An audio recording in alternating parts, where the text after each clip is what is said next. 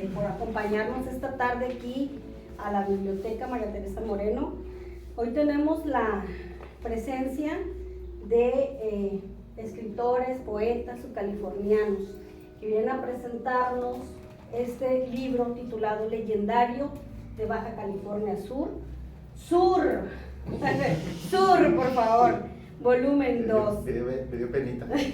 No, está bien. Y bueno, vamos a iniciar con el maestro Jesús Ernesto Adam. Él es coordinador de la red de bibliotecas en Baja California Sur, a quien pido un aplauso, por favor, para escritor Gilberto Ortega Vilés, Juan Pablo Rochín, poeta y escritor también, y al maestro Víctor Ramos Cocoroba. Muy buenas tardes, gracias por acompañarnos. Ellos nos van a presentar y hablar precisamente de este libro este día. Entonces, adelante, no sé quién va a iniciar.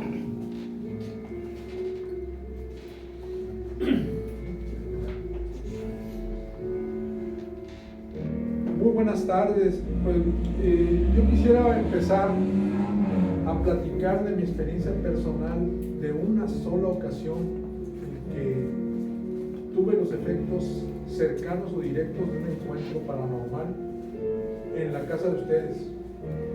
Era la niñez de nosotros llegamos de Baja California en 1959 y a la casa donde llegamos era la casa de un abuelo mío por parte de mi mamá.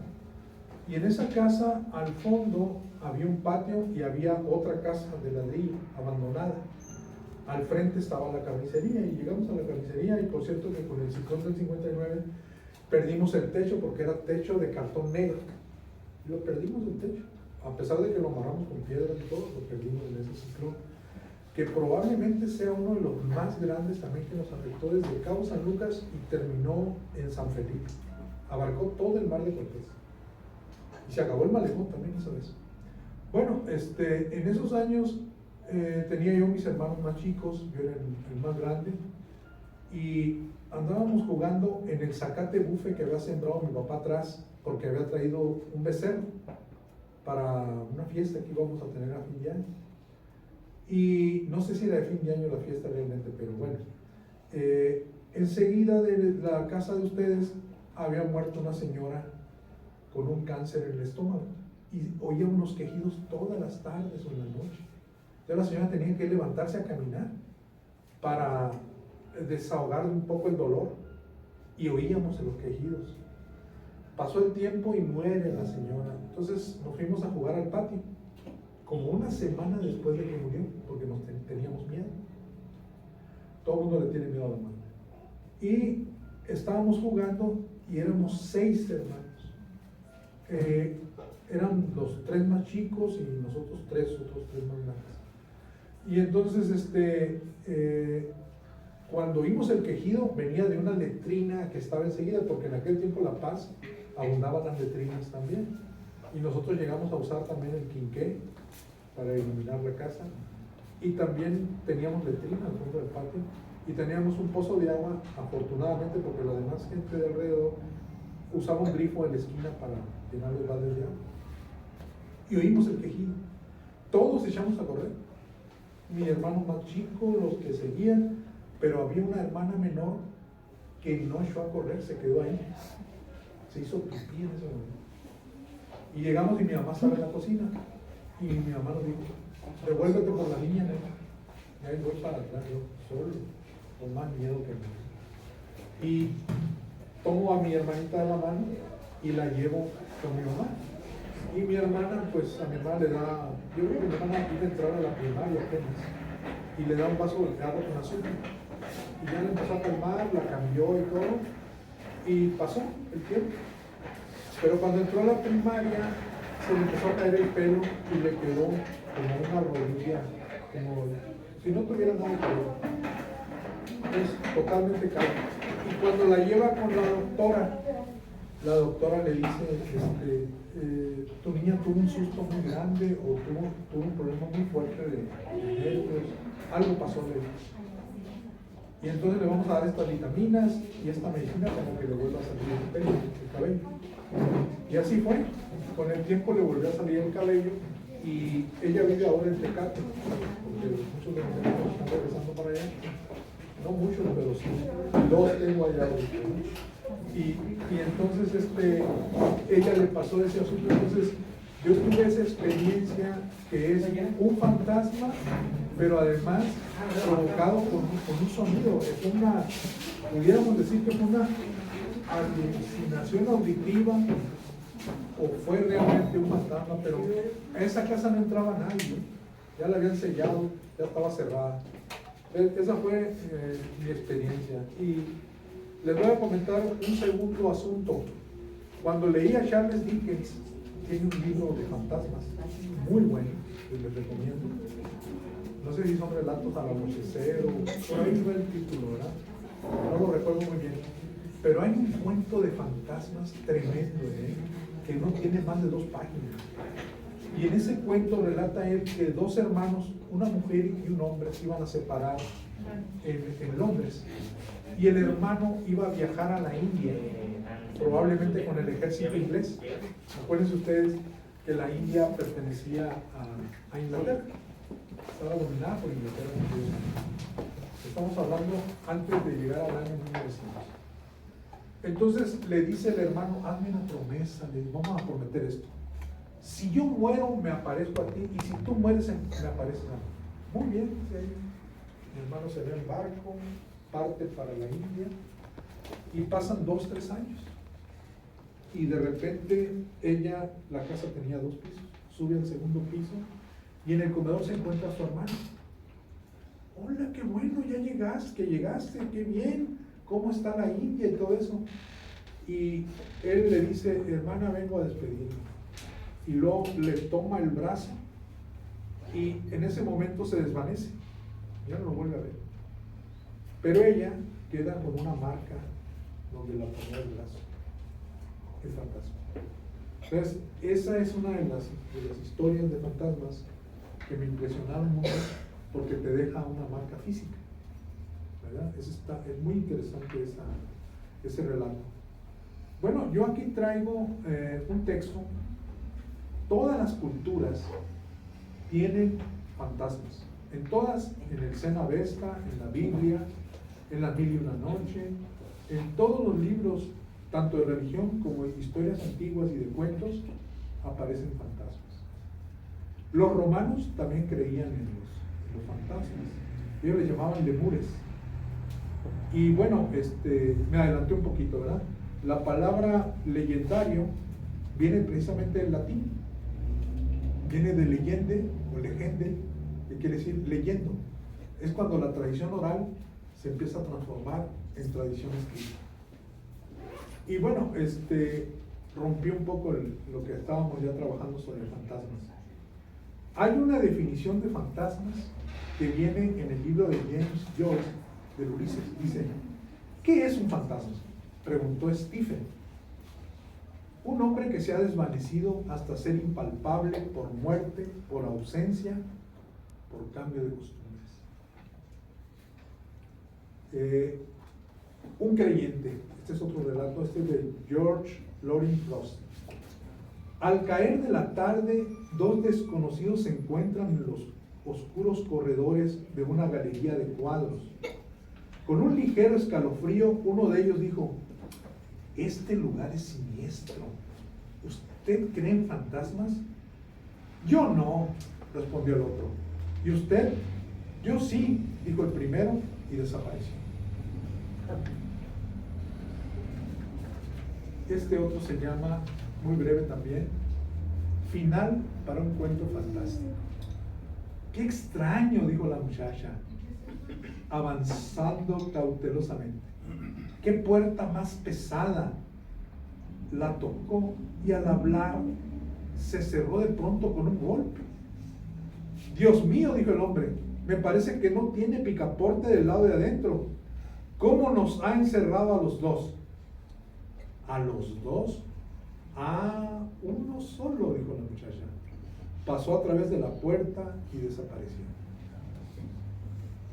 Este es un relato de Irland. Luego hay otro que se llama El sueño del rey. Ahora está soñando. ¿Con quién sueña? ¿Lo sabes? Nadie lo sabe. Sueña contigo, y si dejara de soñar, ¿qué sería de ti? No lo sé. Desaparecerías. Eres una figura de su sueño. Si se despertara ese rey, te apagarías como una vela.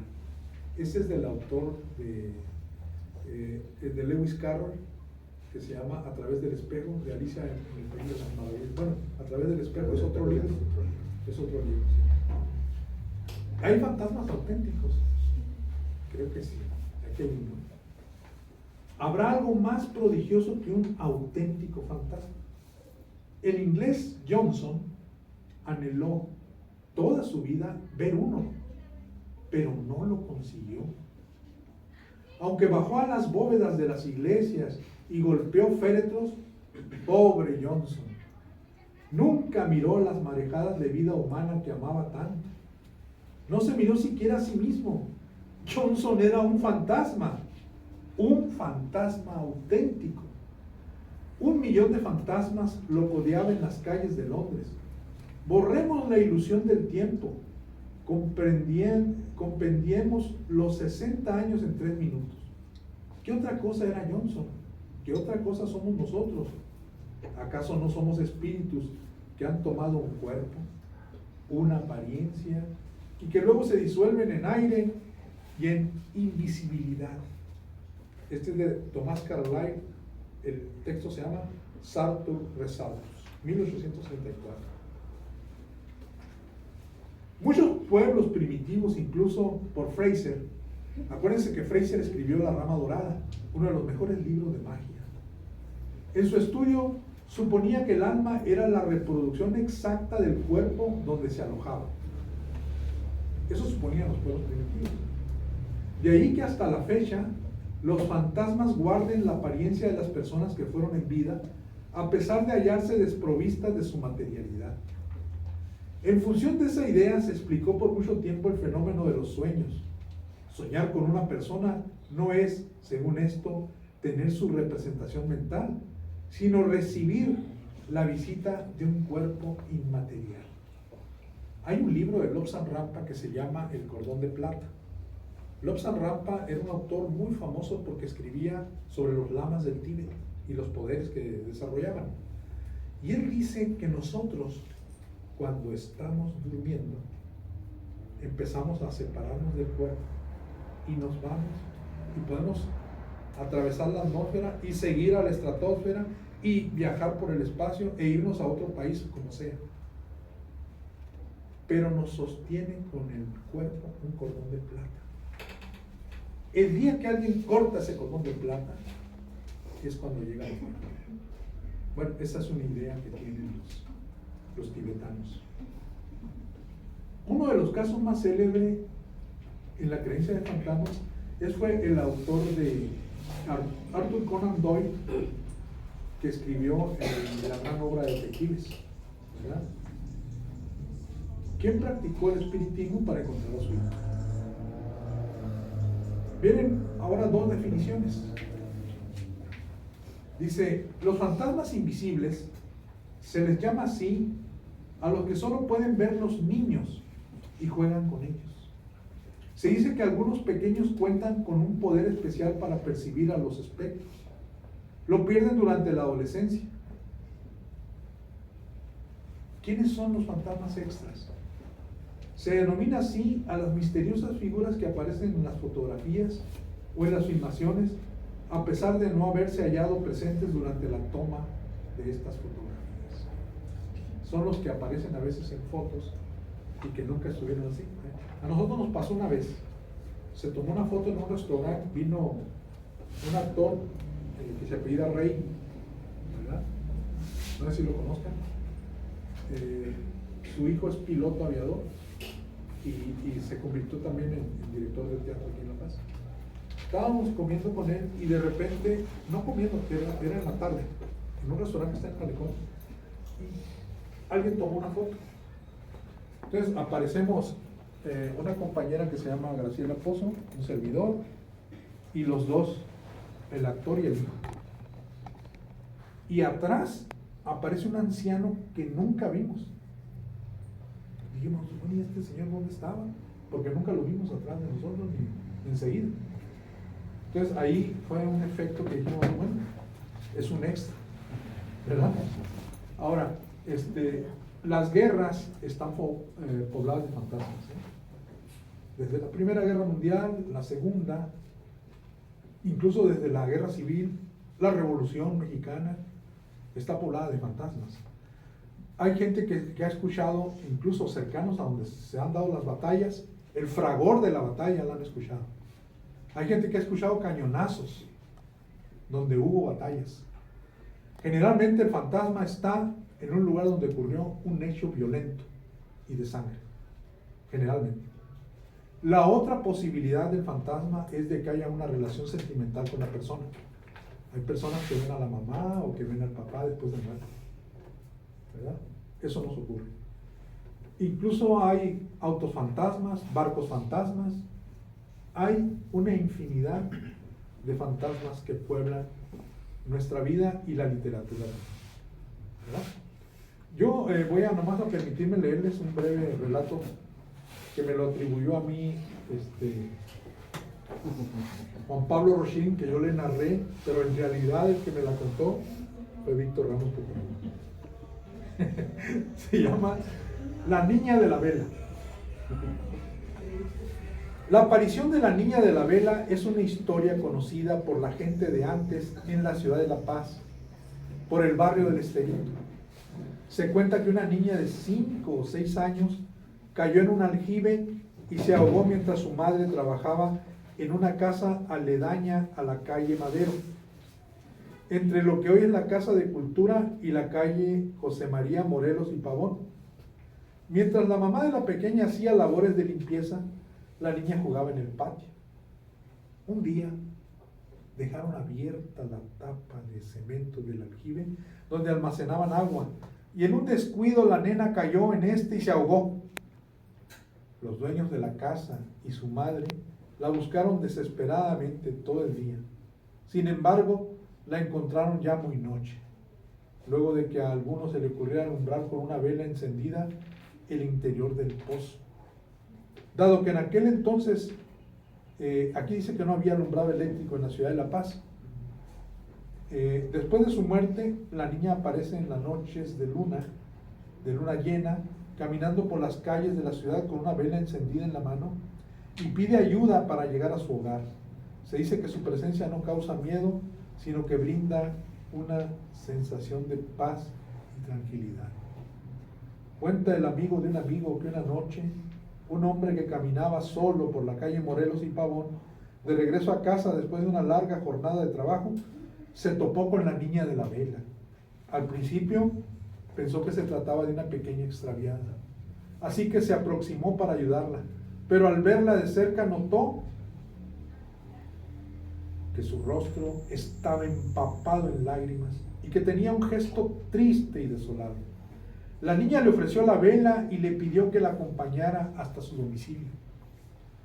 El hombre se asustó un poco, pero tuvo una extraña sensación de inmensa paz al mirar a los ojos de la chiquilla. Así que aceptó acompañarla. La pequeña caminó en silencio sin soltar su mano hasta llegar a la casa donde había fallecido. En la puerta, la niña desapareció tras un suspiro, pero el hombre sintió una cálida caricia en su mano y una voz le dijo: gracias por acompañarme, ahora puedo descansar en paz. Desde entonces, son muchas las personas que afirman haber visto a la niña de la vela caminando por las calles durante las noches de luna llena, siempre con una vela encendida en la mano y una sonrisa en el rostro. Cuentan que su presencia no causa temor, sino todo lo contrario, que trae consigo una tranquilidad que envuelve a quienes la ven. Fascinada con las historias que escuchaba acerca de la niña de la vela, Miriam, una joven adolescente de la preparatoria Cobach Esterito, desde que supo de su existencia, no podía dejar de imaginar cómo sería encontrarse con ella en la oscuridad de la noche cuando regresaba de la escuela. Un día decidió salir de su casa en la madrugada a dar un rondín cuando todo el mundo dormía para ver si lograba encontrar a la aparición que daba paz. Ella misma tomó una pequeña vela usada en algún cumpleaños y se aventuró a dar una vuelta completa a la manzana solitaria de su cuadra. Caminó lentamente observando todo, las casas, las sombras bajo los árboles, los autos estacionados, los ruidos extraños, sin encontrar nada, hasta que llegó a una casa antigua y abandonada. De ahí de repente salió una pequeña figura que se detuvo ante ella, sosteniendo una vela encendida en su mano. Miriam se asustó al principio, pero rápidamente recordó que nada debía temer, pues la niña de la vela era un cuento de paz. Sin embargo, se quedó observando a la pequeña con curiosidad. La niña parecía triste y su rostro tenía un aire de nostalgia. De repente un viento creciente sopló en la calle, apagando las velas que cada una sostenía. En un abrir y cerrar de ojos, la pequeña desapareció. La muchacha se quedó allí sola y asustada en la oscuridad. A partir de ese día, Miriam se convirtió en la guardiana de la leyenda de la niña de la vela. Cada vez que alguien le preguntaba si había encontrado a la niña, ella respondía que no, pero siempre mantenía la esperanza de que algún día pudiera volver a verla y descubrir la verdad detrás de aquella obsesionada encarnación. La joven adolescente que se aventuró en busca de la niña de la vela siempre recordaría esa noche como una de las más emocionantes de su vida. Buenas tardes, muchas gracias.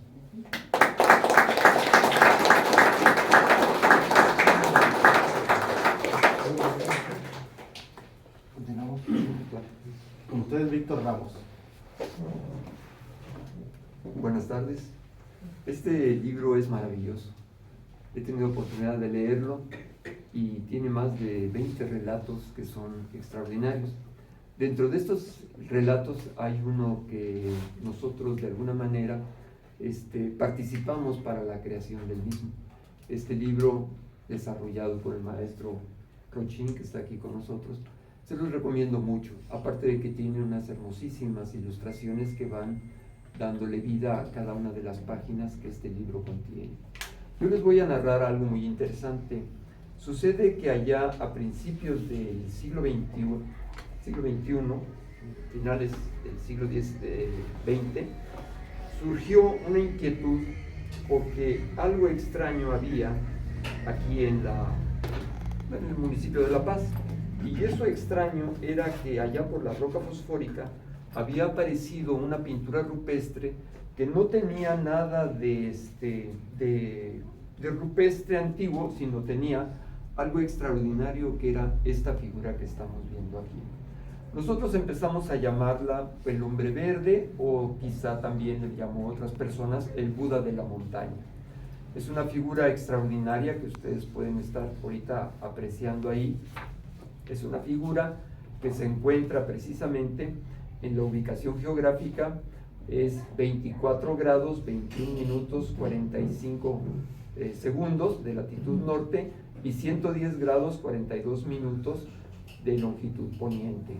Esto fue desarrollado, esta medición, por el maestro Fara de Anda, y entonces esta figura, que es extraordinaria, tiene varios componentes, como ustedes pueden ver en estas imágenes. Si gustan pasarlas por ahí para que todas las personas lo puedan observar. Aquí hay otra más. La circulan por ahí mientras les voy platicando algo acerca de esto. Esta figura tiene particularidades muy interesantes porque de alguna manera cuando ustedes la ven pueden ver, por ejemplo, vamos a empezar en la frente, simulando el tercer ojo, posee el símbolo alquímico del agua. Estamos precisamente en la era del Acuario y aquí simboliza la nueva humanidad. A lo largo del cuerpo de la figura hay, a partir de la cabeza, hay distintos elementos que nosotros podemos pensar que han sido puestos como los chakras del cuerpo humano. Así entonces, en la parte superior está, como les digo, el símbolo del acuario, que simboliza el tercer ojo. La figura mira precisamente al norte. El que esté orientada hacia el norte implica que la idea de la divinidad trasciende la idea del sol como la mayor entidad divina, según los pueblos monoteístas. Todo su cuerpo de la figura Está rodeado de una luz blanca, simulando el aura o el envoltorio de energía sutil. Los elementos que están flotantes alrededor de su cuerpo, en esta parte de la cintura, nosotros pensamos que simulan las amatistas, el mineral violeta, que es considerado sagrado y que elimina la energía negativa. Los místicos consideran que protege contra las envidias, agudiza los poderes de la mente y elimina los problemas del insomnio. Es notable el parecido de esta imagen al símbolo sagrado del ojo de reptil, el que tiene precisamente aquí en el pecho, en la parte del frontal. Tanto los toltecas, los mayas y los teotihuacanos lo usaron escultóricamente en sus diversos símbolos sagrados. Dentro del mismo está una estrella de 5 puntas que simboliza la luz y la espiritualidad. Los elementos que están flotando alrededor del ser en su cintura, de un hombro, de un brazo derecho, de un brazo izquierdo a un brazo derecho, son, o podemos pensar que son las 8 virtudes Kundalini. Estas son la comprensión, la voluntad, el recto pensar, el recto actuar, el recto esfuerzo, la recta manera de ganarse la vida, que haya el amor y que haya la paz. En el cristianismo, la cruz de 8 puntas, una cruz como la de los templarios más o menos, de las órdenes de caballería, dice que también son 8 virtudes: la virtud de vivir en la verdad, la virtud de tener fe, la virtud de arrepentirse de los pecados, la virtud de hacer penitencia, la virtud de dar pruebas de humildad, la de amar la justicia, de ser misericordioso y de ser sincero y leal. Estos elementos conforman en arco, son en número 8, como les menciono, y también es la rueda de los budistas, que posee 8 rayos que simbolizan el óctuplo, el camino hacia la iluminación. El 8 es el primer número cúbico. La figura representada es de color verde. Eso también nos extrañó mucho. ¿Cómo pintaron en color verde sobre una pared que tiende a desmoronarse esta figura tan grande? Bueno, pues la figura está representada en color verde, que es el color de la vida, es el color de la primavera, es el color de la juventud y de la esperanza, y es el color de la vida misma.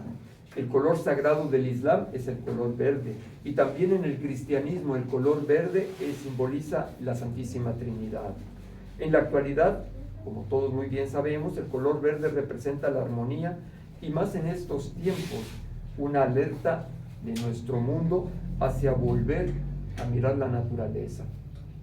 Esta figura, que a muchos ha de extrañar, empezó a transmitirse de que alguien la había pintado. ¿Quién la pintó? ¿Por qué la pintaron? ¿Por qué la pusieron en un lugar tan alejado? Esta figura está dentro del área o dentro de los límites que comprende la planta de fosforita. Y es increíblemente hermosa esta figura. Cuando nosotros la fuimos a visitar allá por 2003, empezaron a invitarnos o a decirnos que si nosotros sabíamos de la figura del Buda de la montaña. Pues nosotros realmente no la conocíamos, y cuando llegamos ahí, pues es un camino terrible para poder llegar a ese paraje donde están, y conforme uno va acercándose allá, a la distancia, muy allá, uno empieza a ver la figurita de un ser que está parado en la posición que lo vemos. Y ya que llegamos ahí, tenemos que caminar como unos 300 metros para poder llegar a la zona del paredón. Y ya que llegamos ahí, conforme uno se va acercando, uno va teniendo la sensación de una paz que lo inunda, de una sensación de que todo está bien, de que no hay problema, de que todo es hermoso. Y entonces uno se aproxima y ve este rostro que pueden ustedes observar, y el rostro les transmite a ustedes una sensación muy armónica. El rostro, de acuerdo a los especialistas, tiene dos conceptos muy hermosos. La mitad del rostro es femenino y la mitad del rostro es masculino. Cuando se hizo una prueba para certificar esta situación, se hicieron estas fotografías donde el lado derecho se puso junto con el lado derecho volteado. Y entonces empezaron a dar estos resultados que ustedes pueden apreciar en el rostro aquí. Y este, que es el rostro femenino, es el resultado que se obtuvo de esta pues, interesante situación. Ahora bien, ¿qué versiones hay sobre esto? La pintura data de los años 50 o 60. La pintura fue hecha antes de concluir el siglo XX. La pintura fue hecha 3 meses antes del siglo XXI. Vinieron 2 hombres y una mujer a pintarla. El personal de la roca fosfórica asegura que siempre esa pintura ha estado ahí. ¿Desde cuándo? No sabemos. En el área donde está ubicada la pintura dentro del desierto, hay flora del Mioceno de hace 28 millones de años, así como también nuevas especies de plantas aún no catalogadas.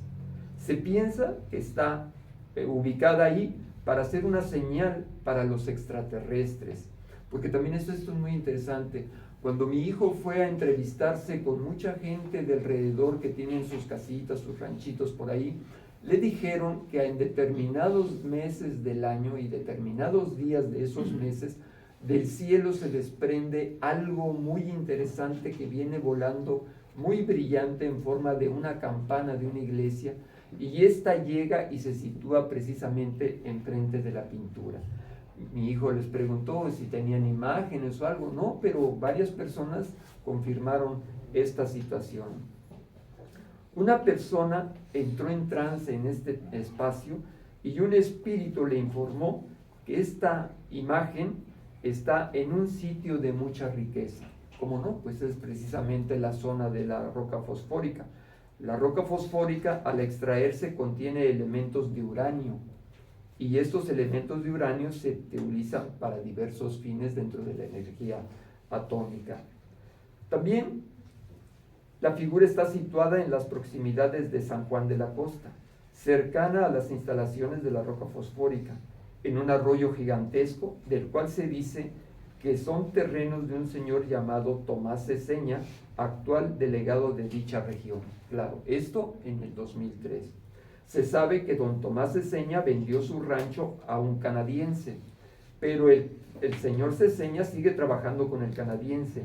Su hermano Ramón Ceseña trabaja en la Secretaría de Caminos y Transportes. Don Tomás Ceseña es en la actualidad delegado municipal. Esto está, pues, y sigue siendo muy desconcertante para todos nosotros, porque también nosotros hemos pensado, ¿por qué está la figura viendo al norte? ¿Por qué su mirada se pierde hacia el horizonte, hacia la lejanía de la tierra? Bueno, ¿qué mira la figura y por qué mira hacia el norte? No sabemos aún. ¿Cuántas de estas figuras también hay a lo largo de la península de Baja California? La pared de roca es porosa donde se pintó, es muy frágil y muy fácil se desmorona, lo que hace aún más difícil que permanezca esta pintura. ¿La pintura habría sido realizada por un grupo místico? Seguramente que sí, porque todos los elementos que la figura contiene a lo largo de sus diversos chakras nos están revelando algo. La imagen nos revela algún misterio del cosmos, de la naturaleza humana, de la evolución de la Tierra. ¿Por qué está ubicada en un desierto solitario? Todas estas son preguntas que cualquier persona se hace, ¿no? Ahora, la pintura tiene algo interesantísimo, como es ese triángulo invertido en el tercer ojo, que simboliza la era de Acuario. La era de Acuario inició en 1402, según Hiparco. La era acuariana inicia en 1932, según Case. La era de Acuario inicia en 1962, según seguidores de Amor. La era de Acuario inició en 1948, que es la fecha más aceptada. La era de Acuario será en 2007 por Ptolomeo. Así entonces, todos nosotros siempre estamos en ese misterio de por qué surgió esa figura ahí. Otras versiones nos dicen que no, que son personas de La Paz que forman parte de un grupo místico que quisieron dejar ese testimonio al final del siglo XX y dar la esperanza para el siglo XXI, puesto que La fosforita se utiliza muy bien para poder fertilizar los campos y estas situaciones. Yo les recomiendo que para el desenlace de todo lo que aquí les platico, lo puedan ustedes encontrar en este maravilloso libro que redactó, ubicó y desarrolló el maestro Juan Pablo Rochín. Gracias, maestro. Gracias.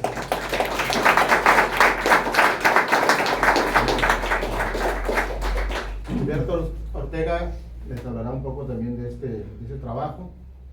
Es especialista en investigaciones de temas fantasmas y ovnis y paranormal y lo que resulte.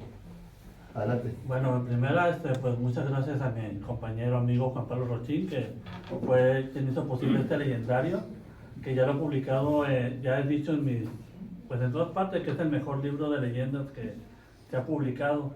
¿Por qué?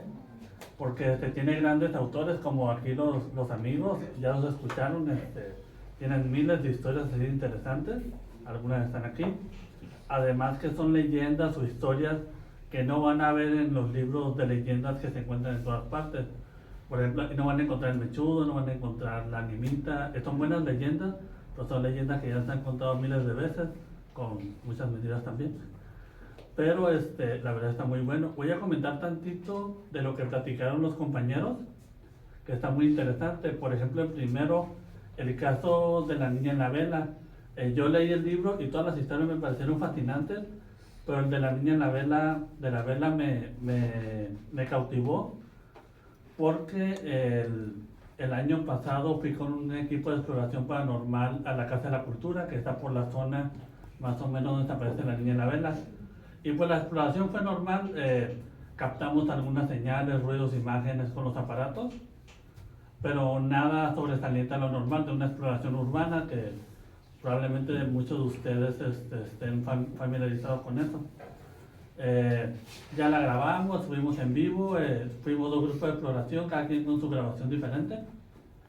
Y a los meses me contacta una amiga de esa exploración, y me dice: mira este minuto de la grabación en vivo, y se ve donde vamos caminando haciendo la exploración, y de repente a nuestro lado pasa corriendo un niño o niña, no sabemos, pero es un ser translúcido que pasa corriendo exactamente cuando estamos intentando contactar algún ser. En ese momento pues no nos damos cuenta, porque estamos con la investigación y aparte muchas cosas no las capta el ojo humano.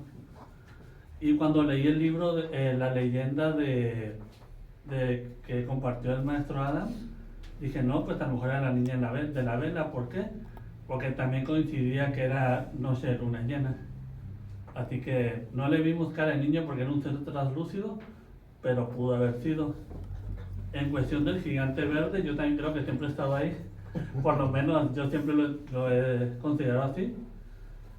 No se sabe quién lo hizo, si los aliens humanos o los guaycuras. Bueno, los guaycuras no creo, porque sí es muy reciente. Pero mencioné los guaycuras porque se me hace que tiene una similitud con las pinturas rupestres que tenemos aquí. Nadie se sabe quién las hizo, se les da muchas explicaciones, y va tomando ese misticismo y se vuelve parte de la cultura de Baja California Sur.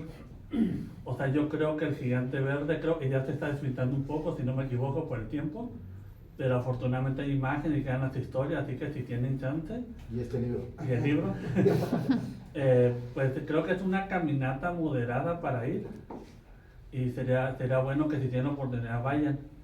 Con respecto en el libro, pues yo les voy a comentar así rapidito de dos historias que puse aquí. La primera es la de sobre unos antropófagos de 1835. Antropófagos vendría siendo el término para caníbales. Esto fue escrito en un libro del historiador Juan Clemente Rojo, y él habla de que en 1835 a Santo Tomás llegó un buque. Esto está arribita de la península, casi llegando a Baja California Norte. Llegó un buque. En esas épocas pues los barcos llegaban, compraban cosas a diversos pueblos y se iban. Este barco llegó, y entonces la gente fue a ver, pero vieron que la gente que se bajó del barco inmediatamente se volvió a subir y se fue. Cuando llegaron a la orilla, vieron que estaba un indio muy robusto, semidevorado, o sea, se lo habían comenzado a comer. Y pues se espantaron, ¿qué onda con estos? Porque se comenzaron a comer una persona.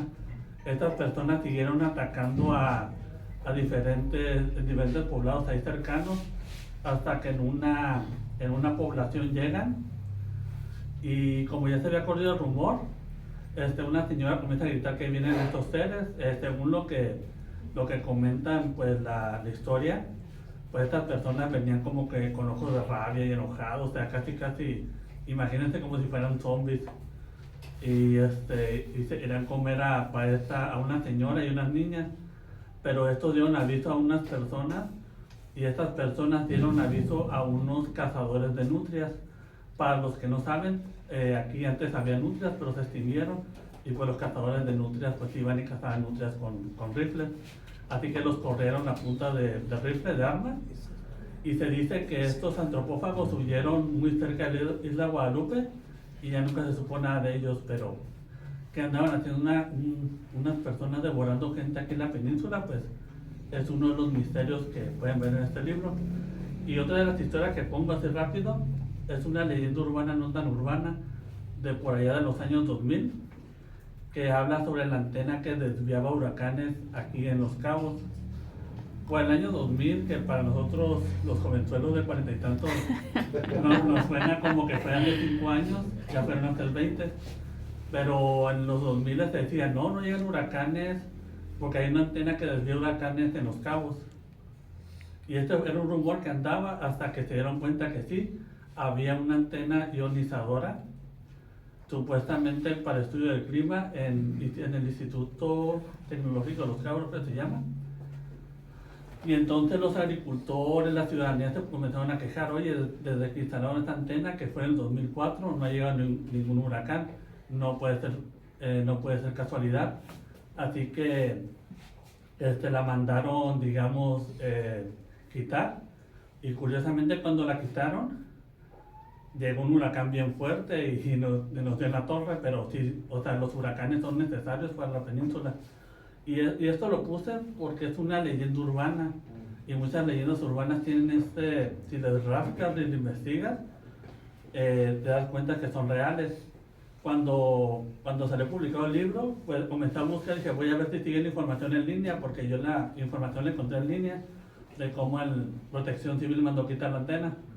Y me di cuenta que el año pasado pasó lo mismo en Mazatlán. También mandaron quitar una antena ionizadora porque los agricultores dijeron que les estaba afectando en los cultivos. Y esto pues toma especial relevancia con esto de la manipulación climática y todo, que ahorita es un tema conspiranoico, pero se habla mucho de cómo está prohibido este tipo de manejo. Incluso todavía no se sabe en qué afecta de que se siembren las nubes para hacer llover o todo esto, pero hay que recordar que hay reglas, incluso para la guerra, que no puedes manipular el clima, porque sí se puede, así lo hacen, pero hay reglas de no hacerlo por algún motivo. Y pues esta sería mi participación. La verdad, pues un gusto que me hayan invitado a participar en este gran libro. Qué bueno que lo vayan a leer. Y pues sigan investigando, y aprovechando un comercial para el compañero Rochín. Él es el editor del libro, pero si tienen alguna idea de algún libro o algo, pueden acercarse con él, les puede apoyar en muchas cosas. Y muchas gracias. Edición y publicación.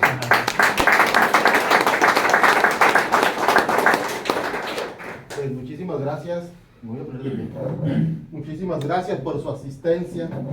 Mi nombre es Juan Pablo Rochín Sánchez. Agradezco primero, por supuesto, a Luis Fernando Gómez Cota, aquí presente, encargado de bibliotecas del municipio de La Paz, y a quien le hice una donación que vamos a entregar en un momento más de estos ejemplares. Se van a entregar por parte de la Coordinación Estatal de Bibliotecas. Yo soy editor, escribo cuentos, escribo poesía, ensayos. Tengo a la fecha alrededor de una veintena de libros de mi autoría que andan rondando por ahí por el mundo. Por supuesto, es el más reciente. No es de mi total autoría como tal, es decir, es una antología. Son trabajos recopilados de otros autores, por ejemplo, algunos de ellos están aquí con nosotros, acompañándonos en la mesa y presentando yo sus trabajos. Y la temática es la leyenda. Este es el segundo volumen de un trabajo anterior que ya hice, recopilando leyendas subcalifornianas. Sin embargo, para esta ocasión quise hacer una recopilación de leyendas no tan conocidas, precisamente como decía Gilberto hace un momento. Ya sabemos, ya conocemos la historia del Mechudo, del Cerro de la Calavera, etcétera, etcétera. Pero en realidad hay muchas más que andan por ahí y que incluso no están tan plasmadas por escrito, vaya. Yo me tomé a la tarea de recopilar algunas escuchadas, leídas que me platicaron, recopiladas con los compañeros, escribí algunos trabajos y recopilé otros y están editados y publicados en este libro. Lo llamé Legendario Baja California Sur. Obviamente es intencional la cantidad de R's al final, para algunos que ya más o menos conocen la anécdota al respecto, no la voy a comentar, pero es intencional que diga sur, 5 R's al final, para hacer énfasis en que somos de acá y no de allá. Y son alrededor de 22, 24 relatos recopilados y voy a leer, voy a comentar a grandes rasgos el contenido de algunos de ellos. Por ejemplo, el primer relato aquí se llama Un héroe iluminado por San Telmo. Hay algunas leyendas urbanas de una persona que durante el ciclón Lisa salvó a otras personas amarrándose alrededor de la cintura una cuerda y metiéndose al arroyo a ayudar gente y a salvar gente. Se sabe que fueron como alrededor de 30 personas a las que ayudó a sacar de las aguas. Y esta persona, al pasar de pocas semanas, falleció por infecciones, por cortaduras en la piel que sufrió al meterse a las crecidas de agua, y se infectó y falleció. Y yo recopilé algunas historias al respecto y me di a la tarea de hacer mi versión. Les recuerdo que las leyendas en realidad son versiones que podemos tener de algún hecho basado en algo real, pero cada quien puede contarlo de diferente manera. Esas son las leyendas, las versiones. Se lo llevó el arroyo, otro texto que está aquí compilado, es de Miguel Ángel Avilés Castro. Y este en realidad de todo el libro es una crónica, no es una leyenda como tal, esta es una crónica. ¿Por qué? Porque él relata su experiencia de niño, quizá como de primaria, en la ciudad de La Paz, después de la tragedia precisamente del ciclón Lisa, y dice que se empezó a escuchar un rumor en las escuelas, sobre todo donde él estaba, que pasaban lista a los maestros, y si alguien no estaba en el salón, alguien decía ahí atrás, se lo llevó el arroyo, profe. En torno a recuerdo de Miguel Ángel, escribió una crónica y lo tituló así, se lo llevó el arroyo. Por supuesto que se los recomiendo. Me parece, de todos los trabajos recopilados, el que personalmente más me gusta del libro completo, yo creo que es Se lo llevó el arroyo, porque tiene mucho de sentimental su relato y en realidad es una crónica, no una leyenda como tal. Tengo mi propia versión aquí del Hotel California. Yo lo titulé Una carretera oscura y desierta. Este título en realidad es el primer verso de la canción Hotel California de la banda de rock inglés estadounidense The Eagles, ¿no? Las Águilas. Tengo mi propia versión porque la quise poner porque me gusta la historia. Sin embargo, investigué otros datos más y que están aquí recopilados y otras versiones y digamos que mi propia conclusión al respecto del Hotel California. El texto Antropófagos, que es de la autoría de Gilberto Ortega, ya les comentó más o menos de qué trata. Una visita inesperada de la maestra Berta Salaices, ella es mediadora de salas de lectura y ella vive en Ciudad Constitución. Y cuenta una anécdota que le pasó, no a ella precisamente, sino a sus vecinas. Ahí donde vivían hace algunos 10 años, había una panadería, ahí cerca de su casa, panadería que era de leña. Y enseguida había una familia donde habían 3 mujeres y acostumbraban tomar café por las tardes. Y uno de los panaderos, por las tardes cuando salía de su trabajo, llegaba a la casa y les regalaba una bolsita de pan, de conchas específicamente. Pero al paso del tiempo la persona fallece y si quieren conocer el final de la historia, les recomiendo que lean el libro. ¿Qué sucede? El padre Juan Ugarte y la misión de San Francisco Javier. También es mi versión, mi propia versión, con respecto